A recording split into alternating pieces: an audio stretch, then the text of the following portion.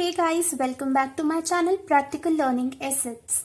So in our last video we started with chapter 3 of political science, that is election and representation. So let's start with another topic related to this chapter. So the topic that we will discuss in today's video is proportional representation or PR system. So in Israel, once the votes are counted, each party is allotted the share of seats in the parliament in proportion to its share of votes. Each party fills its quota of seats by picking those many of its nominees from a preference list that has been declared before the elections. This system of elections is called proportional representation system or PR system.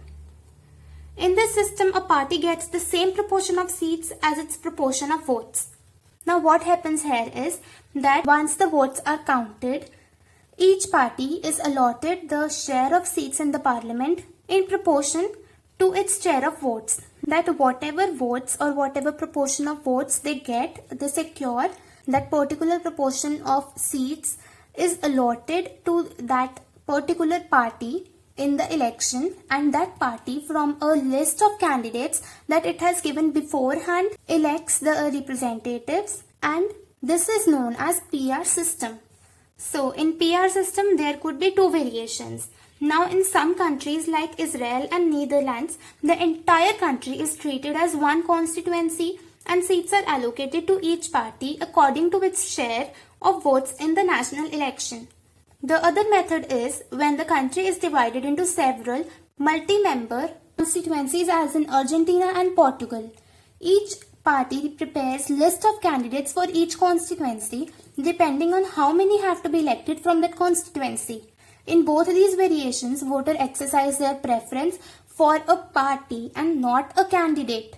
The seats in a constituency are distributed on the basis of votes polled by a party. In India, we have adopted PR system on a limited scale for indirect elections. The constitution prescribes a third and complex variation of the PR system for the election of president, vice president, and for the election to the Rajya Sabha and Vidhan Parishads. So we have studied PR system and FPTP system. So let us see the comparison between them. Now in FPTP system, the country is divided into small geographical units called constituencies or districts. And in PR system, large geographical areas are demarcated as constituencies. The entire country may be a single constituency. Now every constituency elects one representative. In FPTP system, more than one representative may be elected from one constituency. In PR system, now voters vote for a candidate in FPTP system and they vote for the party in the PR system. A party may get more seats than votes in the legislature in case of FPTP system, and every party gets seats in the legislature in proportion to the percentage of votes that it gets.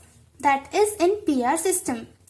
Now candidate who wins the election may not get majority, that is 50% plus 1 votes in FPTP system, and a candidate who wins the elections gets majority of votes in PR system.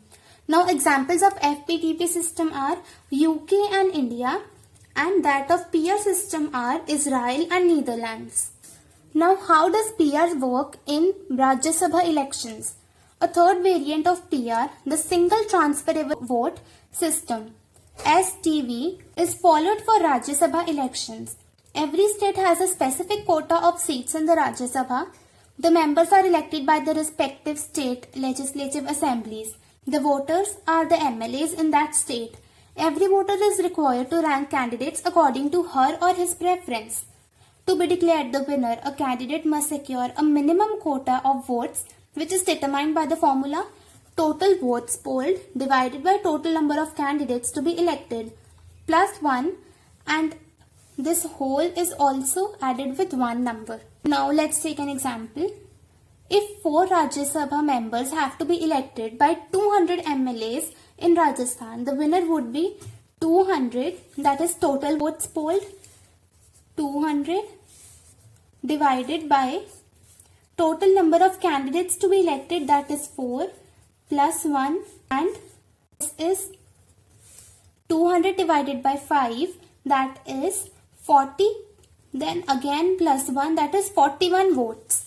Now when the votes are counted, it is done on the basis of first preference votes secured by each candidate, of which the candidate has secured the first preference votes. If after the counting of all first preference votes, the required number of candidates fail to fulfill the quota, the candidate who secured the lowest votes of first preference is eliminated and his or her votes are transferred to those who are mentioned as second preference on those ballot papers.